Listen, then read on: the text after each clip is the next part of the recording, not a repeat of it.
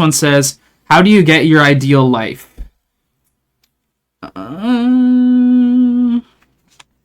So there's a page about that. This one says, who am I? Okay, I'll read this. It's kind of interesting. It's kind of like, it's weird. I can't believe I would ignore the title of defining who I am. And I'll only read this because I think I've changed a lot since writing this, but it says, I'm a human named Eric Guest, and I often feel I don't belong where I currently am. I constantly refrain from freely speaking my mind because I am surrounded by people who view things so drastically differently than I do. This is hindering my overall well-being, but that doesn't define who I am. I am strong in the sense of my mind. I am an unyielding soldier on the battlefield of life. I observe, absorb, and comprehend emotions and feelings in a very arcane ways, not just for myself, but for others as well. I sense the underlying subtleties in conversations, the unspoken tension in rooms. I respect truth and loyalty above all else. My biggest downfall is the constant rumination in my mind, always preparing for future conversations or replaying memories from the past. The paralyzation that comes with the inability to open up and express my thoughts, feelings, and emotions to my family and friends is a challenge I face. Although I have things to work through, I possess the abilities to achieve any goal or dream I have, and the resolve to conquer any mountain in my way. So that's kind of funny. So that was from like a year ago. But if you look at some of the things that were kind of bothering me, or I was struggling at the time, was feeling that no one is really understanding what kind of my ideas are, or kind of the things I want in life. And I think this had to do a lot with my workplace, kind of feeling stuck at work and not being able to express a lot of my ideas, express some of the ideas and emotions and some of maybe like the difficulties or hardships that I felt were going on in my life, not being able to fully get that message across to those closest to me.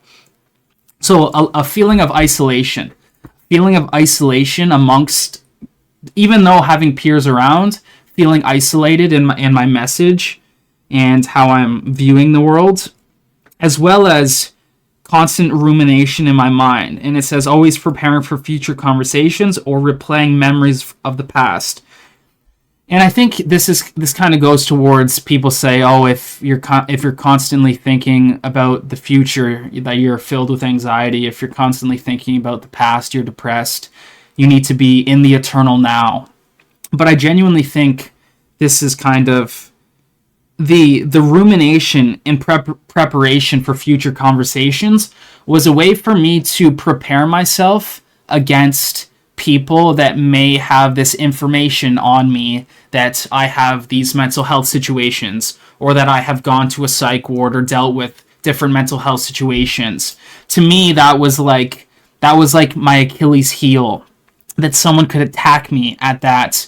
And in any conversation, I was left vulnerable to that situation or that knowledge that they may have. So I was always prepping for the future. I was always prepping for future conversations and how that could play out and how to defend against some of that stuff. And I think with a little bit of time and age, I've come to the conclusion that instead of viewing that as the Achilles heel, viewing that as the weakness, I will turn that into the offense. I will be the one to divulge that information. I will be the one to share that to the world openly and honestly, in all of its glory and all of its downfall and all of its whatever, how pretty it is, how ugly it is. I will be the one to disclose that information about the mental health system, about my own personal mental health situations and stories, instead of fearing other people having that knowledge or that capability to have that information over me. I'll be the one to tell those stories, to tell that information, and ultimately I'll be the one that gets to depict the narrative. I'll be the one that gets to shape what the narratives are about my own mental health, about what goes on in psychiatry, what goes on in mental health, because now I am the one wielding the microphone. I am the one wielding the pen. and he who wields the pen, he who wields the microphone, wields the masses, is how it goes. So those were some of the things I was going through or dealing with at the time. The rumination, constantly preparing for conversations. But I like how I ended this. I like how I ended both of these paragraphs. I respect truth and loyalty above all else, and I think those are two morals and principles that I will stand on until the day I die. Truth and loyalty above all else. And to the extent of which I value those, I will die for truth. I will die for loyalty. And if people show that same amount of loyalty to me, I can only reciprocate it, and I will only reciprocate it. I will always reciprocate that loyalty back to those who show the same level of loyalty to me.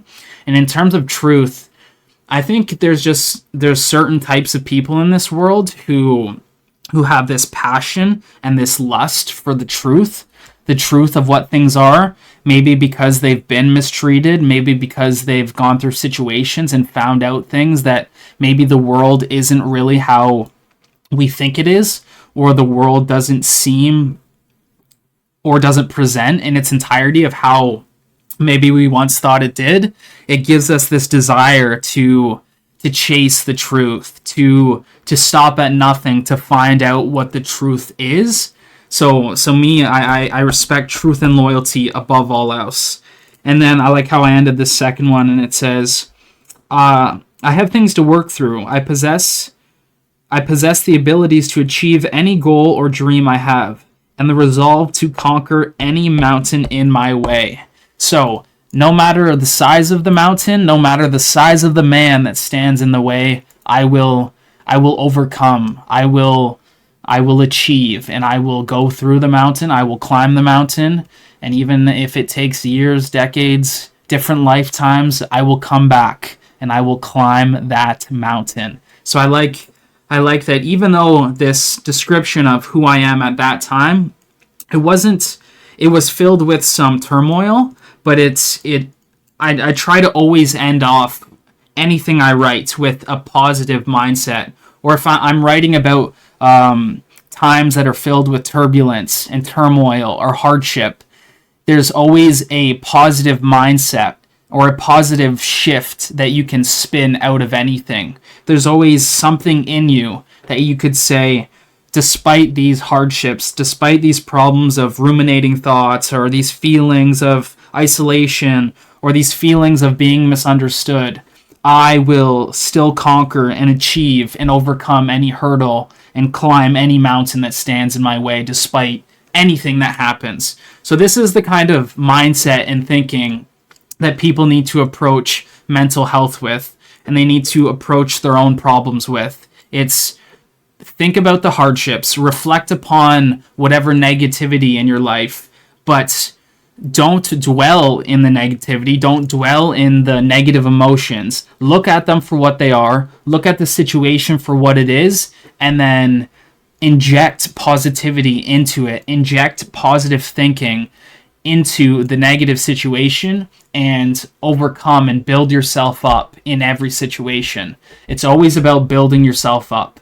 If you're going to dive into the past, if you're going to dive into prior memories in your mind, always come with the weapons of positivity. Always come with injecting positivity into negative memories or negative moments or traumatic moments of the past. You must always wield positivity as your sword. Your sword is the positivity.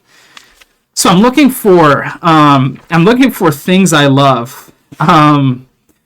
It's got to be in here somewhere. Okay, there it is. I knew it was in here somewhere. Okay? So now we're going to read these next couple pages.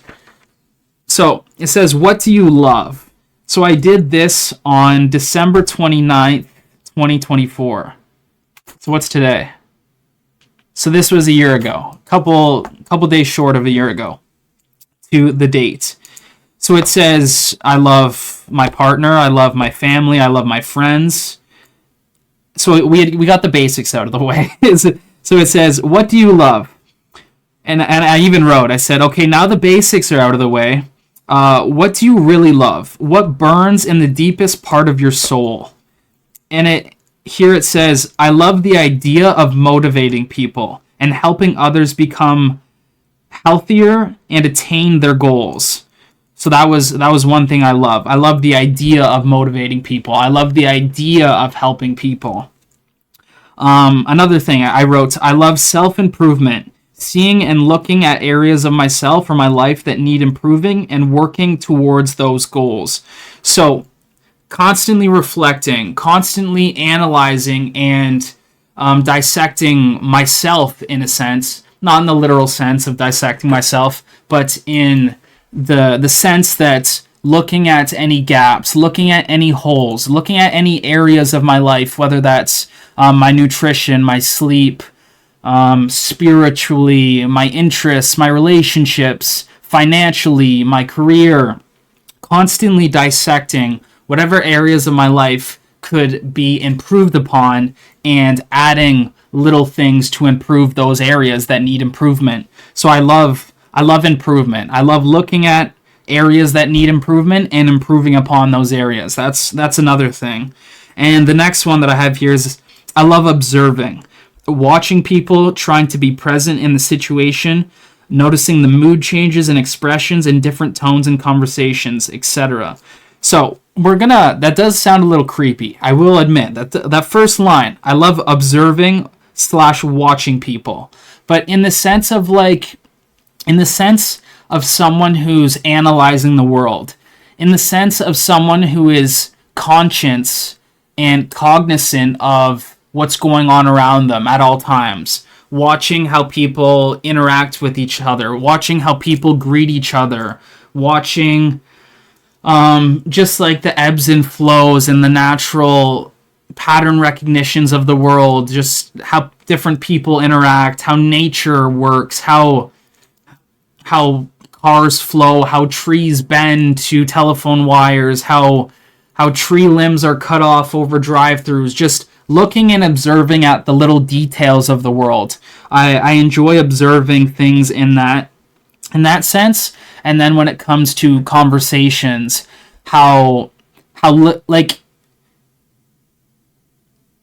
say in a conversation, people, like, backhanded compliments is a great example, or like slight disses or slights at people that people throw in unconsciously without even knowing. It's being aware of that in certain times, or being aware that maybe someone is annoyed with someone in a conversation, or annoyed or doesn't like someone else in the room. So it's trying to pick up on things like that. It's trying to observe very little minuscule things like that going on in rooms that are unspoken things, that are very subtle, but I think when you observe things like this, it gives you a better understanding of the world. It gives you a better understanding of yourself when you can observe others and observe small things like that and have an understanding of it. So I enjoy doing that. I love board games with family and friends. I love exercise, training the mind, training the body, and training the soul, working towards unison and synchronicity between the three of them. I love language. I love trying to be a very prolific and literate speaker, as well as learning new words. So I love the idea of being the best orator possible. I love the idea of speaking proficiently, of being articulate, of being very descriptive and a well-speaking person with a large arsenal of words in my repertoire. I love that idea of words. I would describe myself as a wordsmith at times, and I'm constantly, if I come across any words in my life, if I hear a word that I don't know what it is, or I hear in a podcast or a show or in a YouTube video, I hear someone say a word that I don't know what that word means, the first thing I do is I go and I find out the definition, I find out the meaning of that word. So I'm constantly adding new words to my vocabulary. I'm constantly learning about new words, so I really enjoy language in that term, as well as I love the idea of helping others overcome the Okay, so it says, I love the idea of helping others overcome not feeling as if they are a victim with a diagnosis or a disability. So that ties into my mental health mission of not allowing people to succumb to the diagnosis, or not allowing people to succumb to putting themselves in a box of thinking they're any less capable, or thinking that they have a disability, or thinking that they are a victim. Not allowing that type of mindset to overcome them. So I really love that idea of helping people with that. I love discussing interesting ideas and solutions to problems, to situations, along with philosophy towards things. I love very niche and specific customization of things, of my interests. So when I talk about that, of like little niche customization, I think of like having whatever your interests are and customizing whatever small things are. They could be like little pieces of clothes, or like keychains, or things around the room, or having a flow or a theme to things, a theme to the living room, a theme to your room. So I like that stuff. And again, I'm going over what I did. This was over a year ago now. I'm sharing this with you guys, and sharing this information because this, when I was doing this stuff, this was a very hard time in my life. When I was writing down, who do I want to be? When I was writing down, who am I? When I was writing down, what do I love? And I'm writing this stuff down. This is me trying to figure out what I want to do in this world. And this was a time in my life of turbulence, of depression, of anxiety, of suicidal thoughts at times, and really struggling with who I was, where I was going in life, and really not enjoying my current situation, not enjoying what my life turned out to be, not enjoying where I was at in life. So this was me putting in the work. This was me figuring out how I was going to get out of where I was, and really deciding what I love in life, deciding what my purpose will be, deciding what my meaning and what my mission in life will be.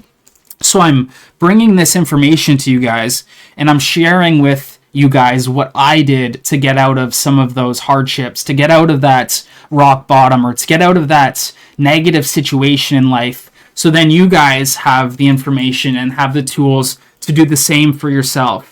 You guys now have the tools and information to find out what you love in life, to find out what your purpose in life is, to find out what you're truly passionate about in life. So then you can go and make a career out of whatever that thing is, and you are not stuck in a state of depression. You are not stuck in a state of being boxed in by a diagnosis, or feeling like you're less capable, because ultimately you are not any less capable than anyone else in this world just because you have some sort of diagnosis, or have gone through some sort of mental health situation, or have gone to a psychiatric facility. That does not make you any less capable in this world, and I will never allow you to think that that makes you any less capable, because it is not true. So this is kind of why I'm sharing some of this information with you guys. So we'll go back to it.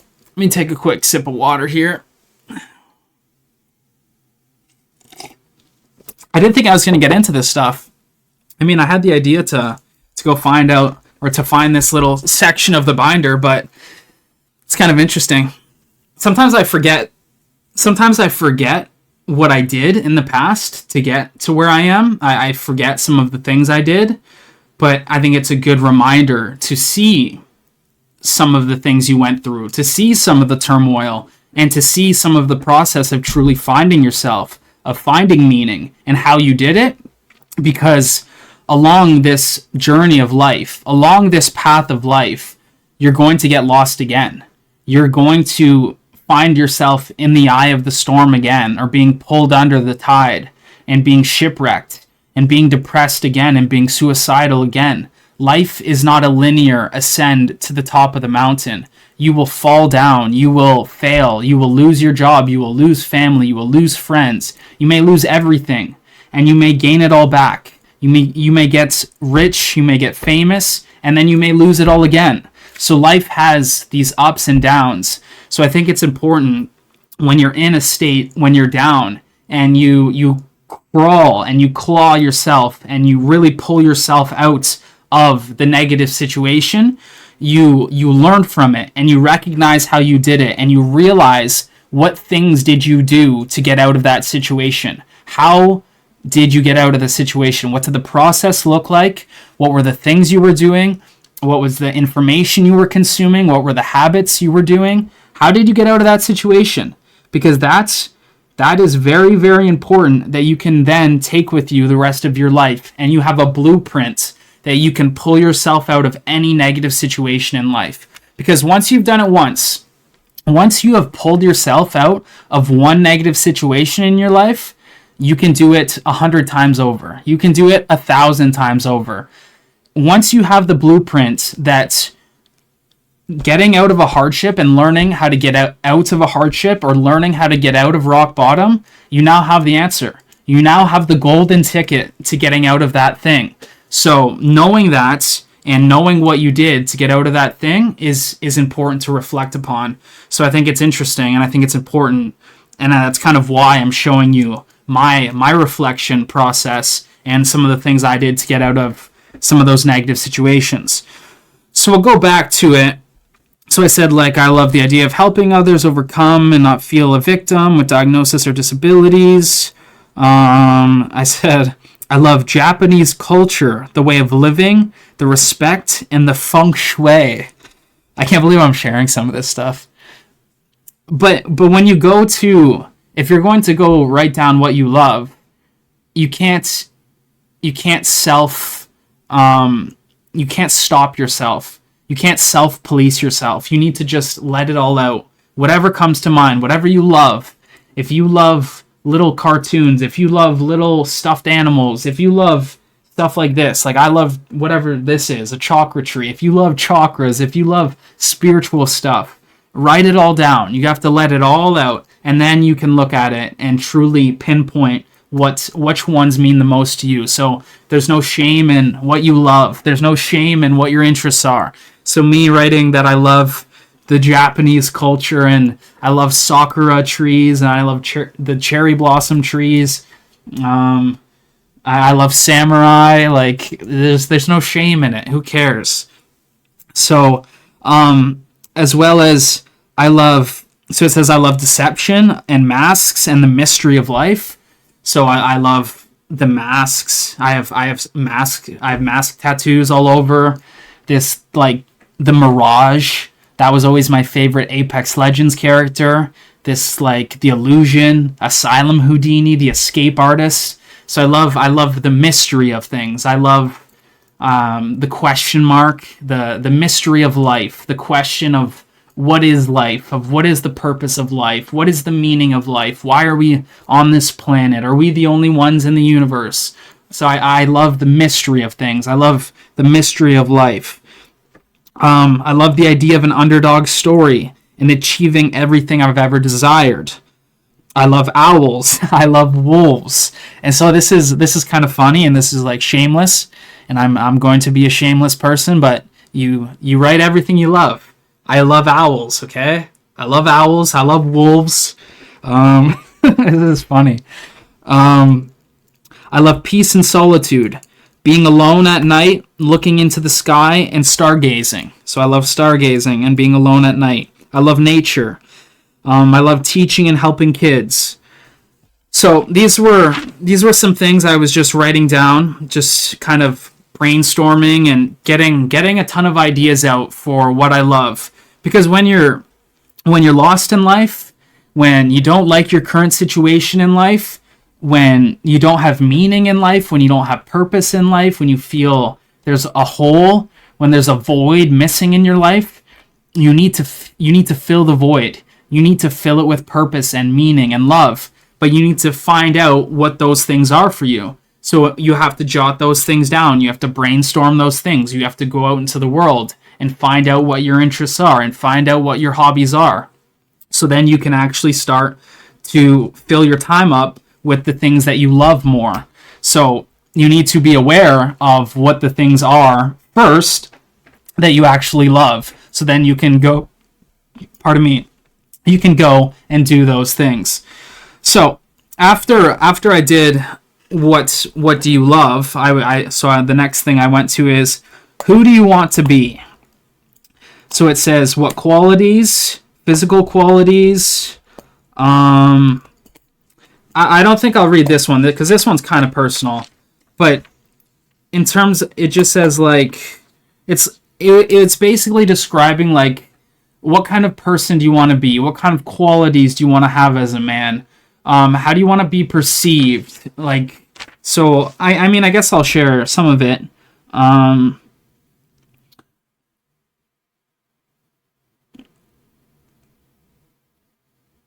So it says, what qualities? Physical qualities, what kind of person in your community, what kind of man in your house, what kind of person your family views you as. So these are the kind of things as like what kind of person I wanted to be, or I want to be in this world. And then a little side note I put at the end, it says, and overall, who do you want to be, kid? So this is me talking to myself. It's up to you. No one but you. You can do anything you set your mind to. So constantly, always having that positive reinforcement, always positively reinforcing my mind to think that I can do anything, to think that I can achieve these things. Hello. Connect to what is your name? Connect other way. Hello. So it says, you're suffering from depression. Can you give you any tips? I would say what does your current life look like right now? What does your current day-to-day look like? Do you have a job? Do you have family? Do you have friends? Do you have any interests that you like doing? Or are you kind of just depressed to the point where you're staying in bed? Are you staying in bed all day? 16 years old. Usually depression comes from a lack of purpose and meaning, or it comes from a lack of feeling like you should be doing something else in life. So sometimes depression can feel like you feel depressed because you're stuck at a job that doesn't feel right for you, or you're stuck doing something that you know intuitively. It's your intuition telling you that you should be doing something else in this world. So that's where usually depression comes from. And I always found, if I've ever been depressed in this world, getting out of the depression, it is hard. It's not easy. It's not easy to get out of depression, but once you get the ball rolling, once you get your feet moving into doing positive things, before you know it, you'll be out of the depression and you'll have escaped the depression. But the hard thing is getting the ball moving. It's like pushing a boulder. The hardest part about pushing the boulder is getting the boulder moving initially. But once the boulder starts rolling, it's going to be easy to keep that boulder moving. But you have to get the boulder moving initially. So you say it's more about bullying. So at school, is it like online bullying or at school bullying? But yeah, if I've ever been depressed, I go back to what I like doing in life. I go back to what I love most in the world. And for me, what I've always loved the most in the world is being active, is playing sports, is competition. And if I'm ever depressed and I can't get out of bed, and maybe even like you're struggling with hygiene stuff, you're struggling with getting in the shower or brushing your teeth, it's you have to start out slow. So you have to start, maybe one day you make your bed, maybe one day you go for a walk, maybe one day you try something new. And I always reminded myself that this is the way out, is going back to the things that I love, going back to what my interests are. And you have to know what your interests are. You have to know what you love. School, and I don't really eat now and can't sleep. Do you talk to anyone for this, or do you like deal with your depression on your own? Do you have any friends or family that you can talk to with about what's going on your own? Yeah, so you're pretty isolated.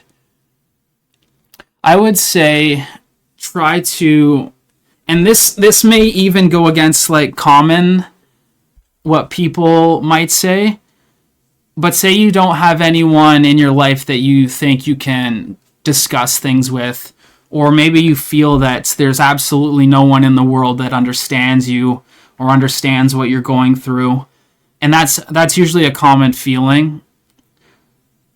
Try to find like a friend. Yeah, so maybe there's one family member, maybe there's one friend, and this is kind of a new thing. I would I personally I like talking to AIs just just for the sake of expression. So when I say I like talking to ChatGPT, for example, I think it's better to get out and express what's going on. It's better to actually communicate your displeasures, to communicate whatever hardships you're dealing with, instead of allowing that to fester inside of you, instead of allowing that depressiveness and anxieties and that isolation and loneliness to build up inside of you. It's almost better to have some sort of outlet, to have some sort of expression. So going to ChatGPT, and you can even set up the microphone, but just ranting about life, ranting about everything, or typing it all out. So you get it off your chest, you get it off your mind, and it's a way of outputting stuff into the world, and it's a way of giving you some control back. Because if you're depressed and you feel isolated and you feel alone and you don't have anyone to express anything to, you don't have anyone to share your voice, to share your opinions, it's a lack of control. It's a very lonely feeling. But if you can go and express and you can put into words your problems and articulate some of the problems that you're having, that's a great step forward into realizing, and you can maybe then see and pinpoint problems and areas to go forward, about what you can solve that some of the things are. I don't really have friends. So you said you're 16. Usually when you're younger, you kind of, it feels more important to have friends. Like I don't have friends either. If it makes you feel any better, I don't have friends. I would say you're my friend, okay? You're my friend now. But outside of you, I have maybe like 3 friends in this world. And honestly, I'm okay with that. And I think as you get a little bit older, you will start to realize that people who maybe they act like your friends. Abdullahu is my friend apparently, but you don't need friends in this world. And ultimately, you don't need fake friends in this world. If you're keeping people around you that are fake just so you aren't alone, but they're fake friends, yes, it'll suck to be alone, but I view it as I'd rather be alone than to surround myself with people who are fake and people who have maybe not the best interests in mind, or who have habits and morals and beliefs that I don't align myself with. I would rather surround myself with real, genuine people. So sometimes, depending on your age, I think it's you feel like you need friends. As a younger person, if you don't have a lot of friends, if you don't have any friends, you think it's maybe the end of the world. But as you get a little bit older, maybe a little bit more mature, or some more knowledge in life, the amount of friends or having friends in general, it's not important. If you have purpose, if you have meaning, if you have genuine interest in this world, you'll go out into the world with that purpose and that meaning and those interests that you have, and that's when you'll find real friends. And that's where you'll find people who genuinely align with you. But the hard part is going through being young and being alone and going to school and feeling like you're alone and that there's no one around. But if you're going to school and you feel that way, maybe try branching out, going to different clubs, trying to join clubs so you can find people who share common interests, or even there's stuff online I'm sure you can join discords who share interests with you, or Reddit threads of people who share interests with you. And so there's so many different ways in which you can find people who share the same interests, who share the same passions, and that's where you'll find true friends and you'll build true relationships. But yeah, when I think about friends, it's like keep your circle small. Keep your circle small. Like, you don't want a big circle. You don't want 100 friends, because the moment that some of those people probably get the opportunity to stab you in the back, they'll probably do it. And that's like a pessimistic version of like in a view of this world, but it's genuinely true. So you need to find people that are genuinely loyal with you. And this goes back to what I said on this point about I respect truth and loyalty above all else. But it's that principle. It's, if you are not truthful and if you are not loyal to me and I cannot reciprocate that to you because of what I feel about you, or you have shown or demonstrated something, those people cannot be around. Those people cannot be around for the mission. And those people will ultimately weigh you down, and they will backstab you when they get the chance. So cut them out of the circle early is kind of my advice to that. But in terms of feeling alone and feeling depressed, I would just say look at what your interests are. What do you love in this world? Do you have anyone you can confide to? Do you have anyone that you can talk to? And if you don't have anyone, maybe start going and talking to ChatGPT, telling them about what your problems are. At least getting your problems formulated, understanding what the problems actually are, understanding what the hardships actually are, and understanding why you're actually feeling some of the like. I'll show you, for example, let's go to ChatGPT. I'll type in, "Hey, I'm feeling depressed. How can I get out of this feeling? What would you recommend?" So a simple question like this with ChatGPT, and we'll see what we get. So I typed in, "Hey, I'm feeling depressed. How can I get out of this feeling? What would you recommend?" So it says, "I'm really glad you said something. Feeling depressed can be heavy and isolating, and it doesn't mean you're broken or that this is permanent. I'll keep this gentle, practical, and safe. You don't have to do all of it. Even one small step counts. First, a grounding check right now. Before trying to fix the feeling, help your body calm a notch. Take 3 slow breaths." So that's a simple one we can all do if we're ever anxious, wherever there's ever too much going on. Three deep breaths. In the nose, out the mouth. 3 of those. Slow the mind down, slow the heart rate down a little bit. Short-term things that actually help. Don't argue with the feeling. Trying to force yourself out of depression often makes it feel worse. Instead, say, "I'm feeling depressed right now." That's information, not a verdict. Let it be there without letting it run the show. Change state before changing thoughts.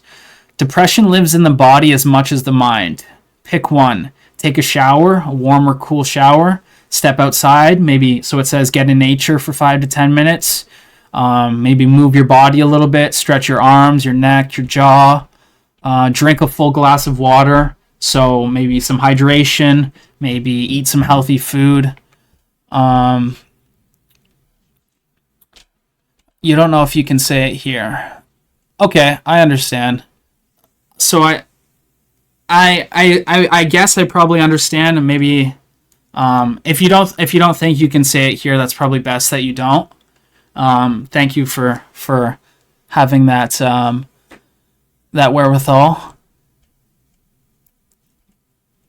But honestly, ChatGPT will give you some at least some starter, like beginner ideas of how you can deal with like negative situations, maybe how you can deal with some of the negative emotions you're having, and maybe some of the next steps to get out of maybe something.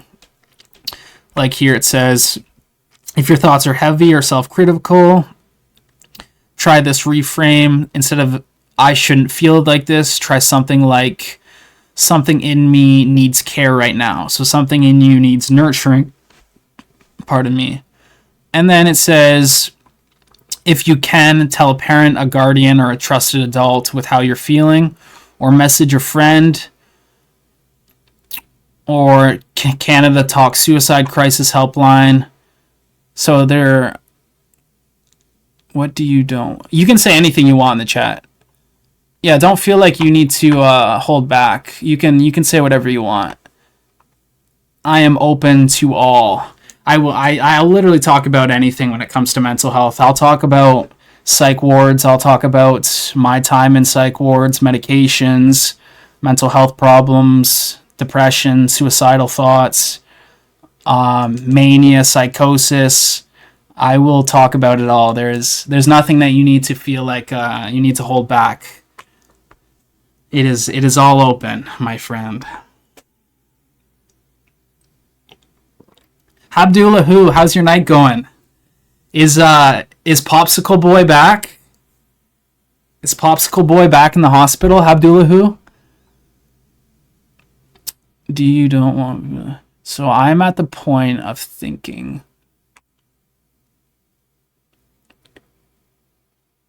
So if you're at that point, it's either like you need to tell someone.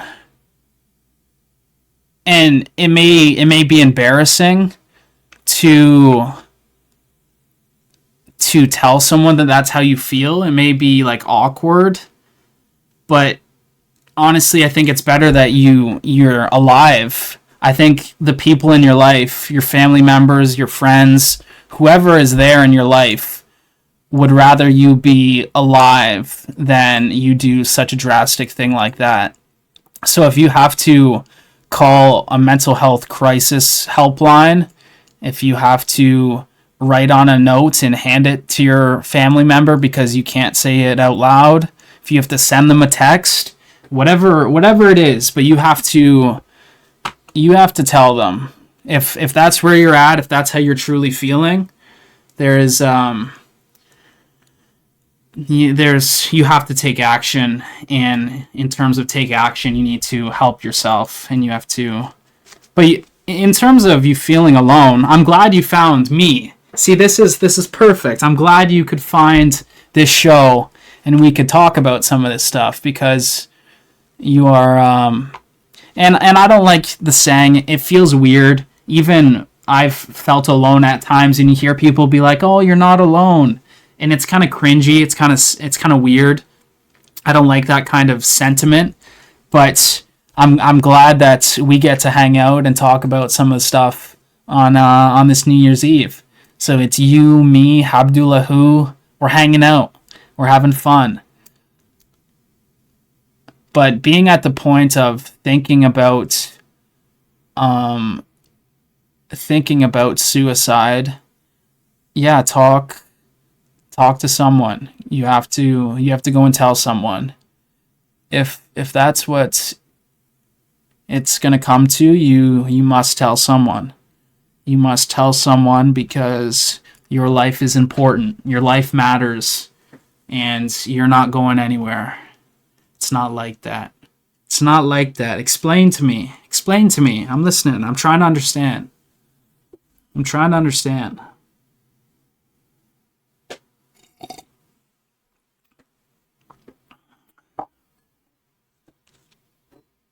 When it came to like suicide, if I've ever been like felt that way, a couple of the times that I felt suicidal, I drove myself to the hospital.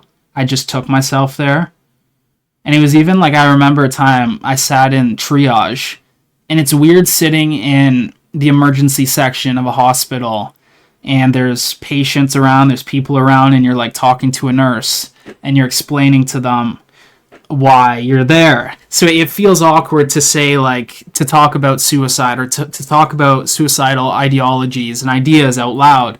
So I remember on my phone, I wrote out everything on my phone. I was like, these are the ideas I'm having. This is why I'm here. This is who my doctor is. This is where I live. So I wrote down in my phone all the notes so I didn't have to say anything. And I just went like this, and I just held the phone, and I was like, here, I'm not saying anything. I don't want to talk about it. This is why I'm here. But it's kind of weird being in triage and a nurse. And at times, I think the nurses in emergency can be they can be a little heartless, and especially they can be cold. But I think that's part of, they have to be cold. They have to be that way because of the vast majority and variety of things that they deal with in emergency. They're dealing with a lot of things, so at times they need to have a cold shoulder. But it's a very inhumane feeling describing your suicidal ideas and your suicide feelings to a nurse that doesn't really care. They don't care. They're just doing their job, essentially. Like, they're just a person doing their job, and you're surrounded by a bunch of strangers in emergency, and you don't want to, like, discuss it. So it's a very weird feeling, and I remember that being very weird. That was one of them. But yeah, if I've ever felt suicidal, you have to take yourself to the hospital, tell someone, or go. If you tell someone that that's how you're feeling, they will talk to you. They're not going to ignore that. They care about you. They love you. They're not just going to ignore that that's how you're feeling.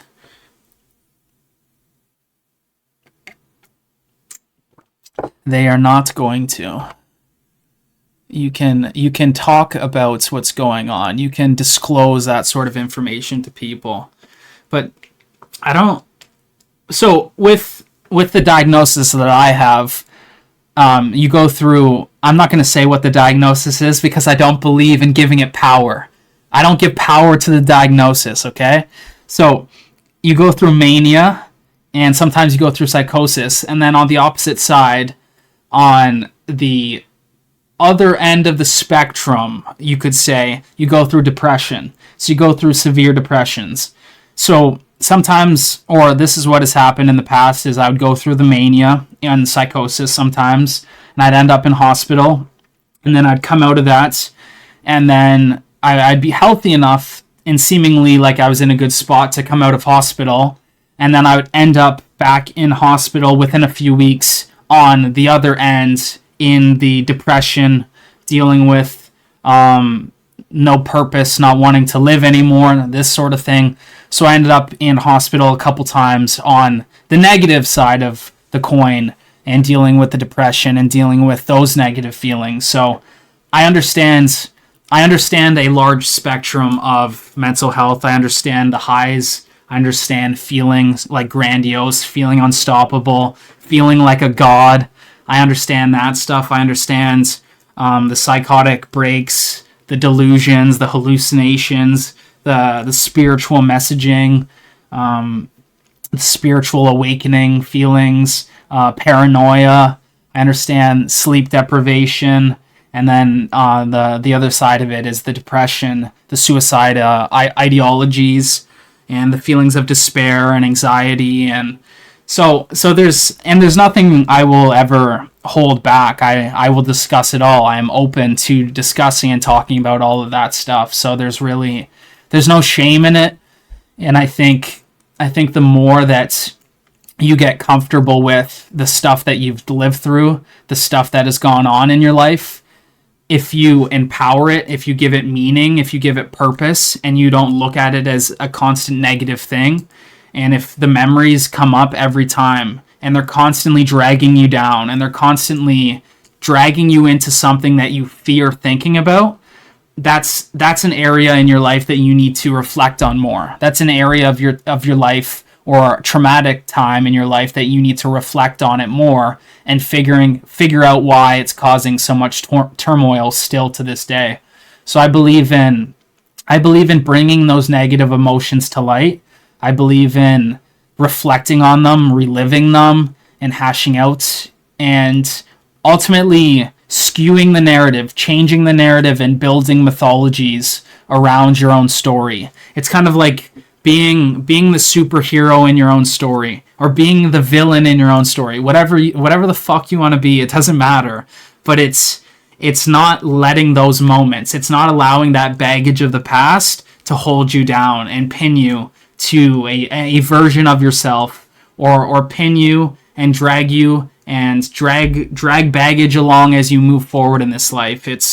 That's not how we operate, and that's not how any of you guys will operate moving forward, because that's no way to live your life, and it's no way to have a mindset, and a positive mindset, and a healthy, happy life coming out of negative situations. It's not a good way to deal with it. But let's go back to reading. So I was reading, who do you want to be? Who do you want to be is a question you may ask yourself. So I said, so this is talking about like relationships, what kind of like father I want to be. It's just kind of interesting. And then it says, like, I will prioritize my health, my well-being, my fitness. I will be strong my whole life, mentally and physically. I will prioritize my mobility and longevity. I will be there for my grandkids and great-grandkids. I will be healthy and active. I will always make sure I am good mentally and mental health-wise, and reach out whenever I need help. So that's a great transition into this conversation that we are having right now. So I wrote here, I will always reach out whenever I need help. So it may feel embarrassing. It may feel weird to have to reach out at times, but understanding that the people around you, there are people that genuinely want to help when you have hard times going on, and recognizing that sometimes you need to lean on other people, that you can't do everything alone sometimes. So I think that message is very important. So I'm glad that I have this actually written down here, because this was me in a terrible situation in my life. This was me trying to figure out where I wanted to go in life, who I wanted to be, what sort of message I want to bring into this world. So I'm glad that I have a lot of these written down. And so then on this, it says, who do you want to be? So this was from a year ago. It says, I will be independent. I will be fearless, chasing my goals and dreams, always. I will be the leader, the role model. I will be kind, loving, caring, compassionate, humorous. I will be wise. I will be constantly growing and evolving, taking life lessons and resources around me to succeed and achieve my dreams. I will be present in every moment I am in. I will be reflective. I will be grateful always. I will always thank God. I will be me unapologetically. I will be someone who breaks barriers down around mental health, diagnosis, and stigmas. I will help progress the mental health and mental health system for future generations. I will be someone who helps others achieve their goals and dreams. I will help others be happier and healthier and ultimately love life. I want to have the freedom to do what I want whenever I want, the ability to go anywhere whenever. I will be my own employer. I will have no financial stress. I will be overabundant with love, wealth, wisdom, and gratitude. And I will be disciplined. And then it says at the bottom, I will be a motivational speaker. I will be a trailblazer. I will be me. I will have my own philosophies. I will love being me. I will be healthy and happy.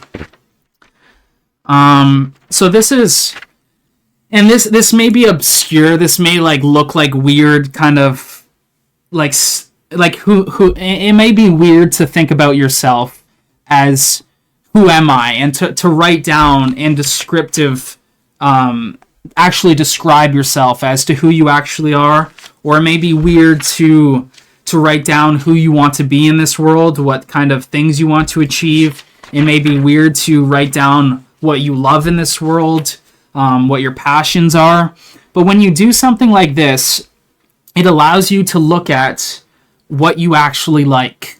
It allows you to look at what you're actually interested in this world.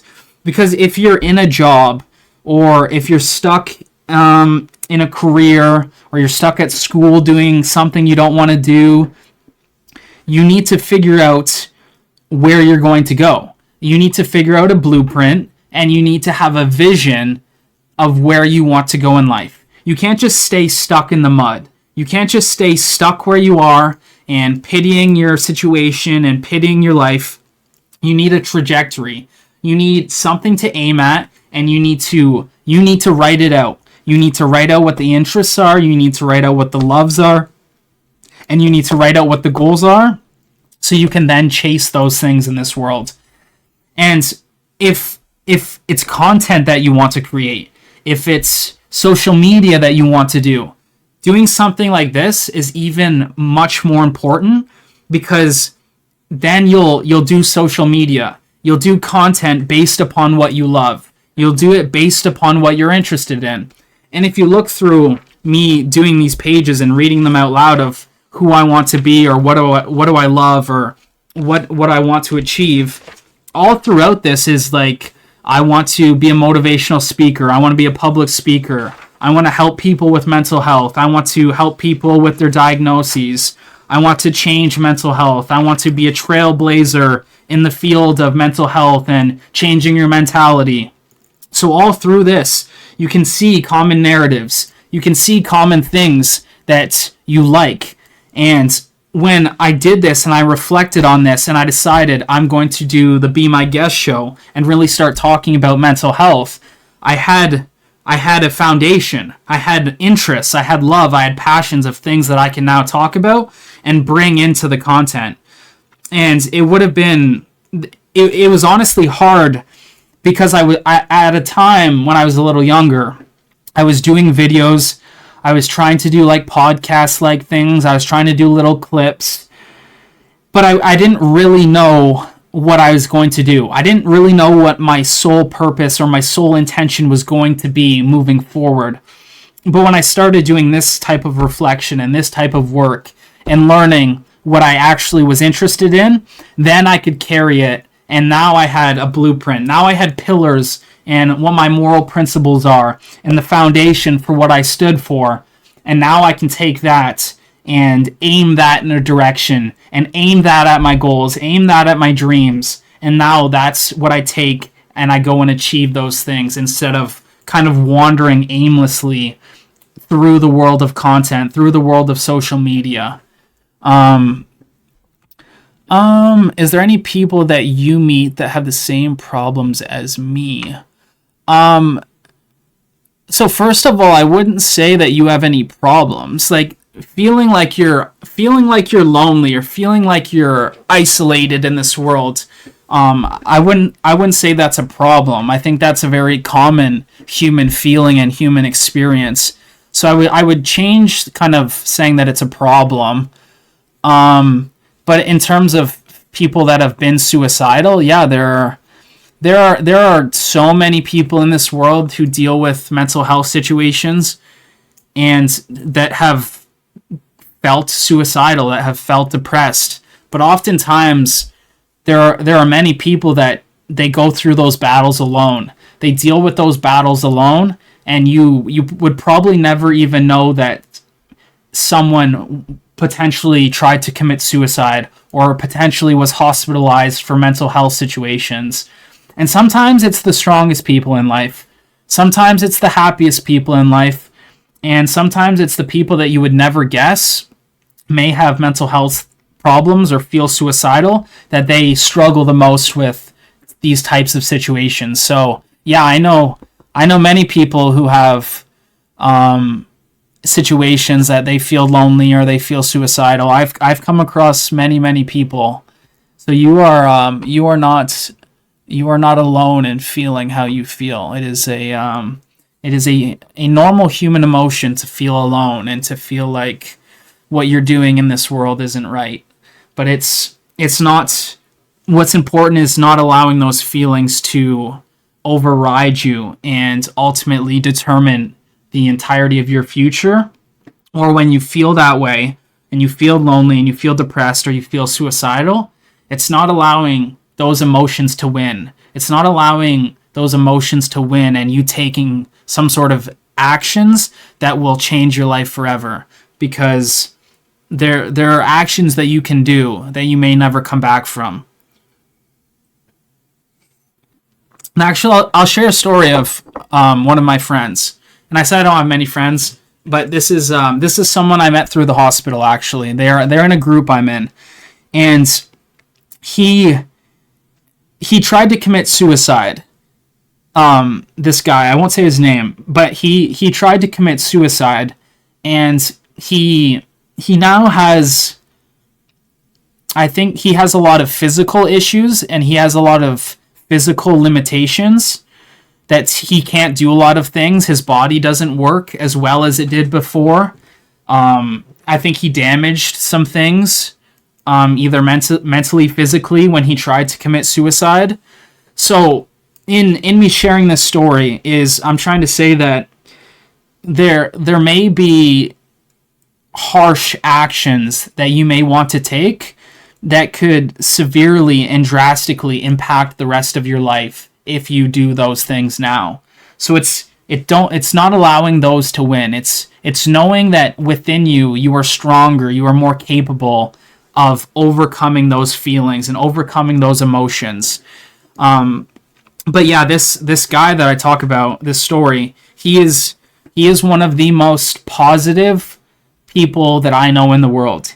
He is the most kind, complimentary, positive people, and you would never expect, or you would never know that he tried to commit suicide, and that some of the problems he has in this world now, some of the physical limitations, are because of the suicide attempt. You would never even know that. And I think that's just a great example that no matter how positive some people are, how humorous they are, how happy they may present themselves, you never know what kind of inner demons they struggle with, or what kind of inner battles they struggle with themselves. So there's multitude of people. There are many people who have those situations and those struggles. So this was kind of interesting to pull this out. This is I knew I was going to talk about like goals and reflections in the show today, and I'm honestly, before I sat down to get into doing the show today, there was part of me that really didn't want to start. I was reluctant to start. I was putting it aside, and I was just sitting here doing nothing, and I was like, I don't want to start. I don't have anything good to talk about. But I have this idea, and the idea is that if I record, naturally things will come out. Naturally positive things will come out. Naturally positive messages will come out. Meaningful stories, meaningful conversations with you guys and meeting people will come out naturally. But I have to just sit and I have to press record. I have to press live, and in so doing that, me talking out loud, there will be moments of nothing. There will be moments of me sitting here with my hands in my lap and not knowing what to talk about, not knowing what to do. But as well, there will be moments filled with great knowledge and great wisdom and great stories. But I'll never get to share those stories, or I'll never get to tell that information if I'm not actually live. So I think it's been a good show so far. I think it's been good that I sat down and I went live, and some of this stuff came out, and I didn't even know I was gonna pull out this binder. I didn't know I was gonna read through this stuff. So let's see what else I got in. I don't know what I got in here. This is just like a keeping track of like monthly spending. I think a lot of like random stuff. This is from February 2024. And it just says, that's what intuition is. Accepting change. Open your heart to change. Parallels of insanity. My core beliefs and principles. walk through the doors that open. So it's just like random stuff.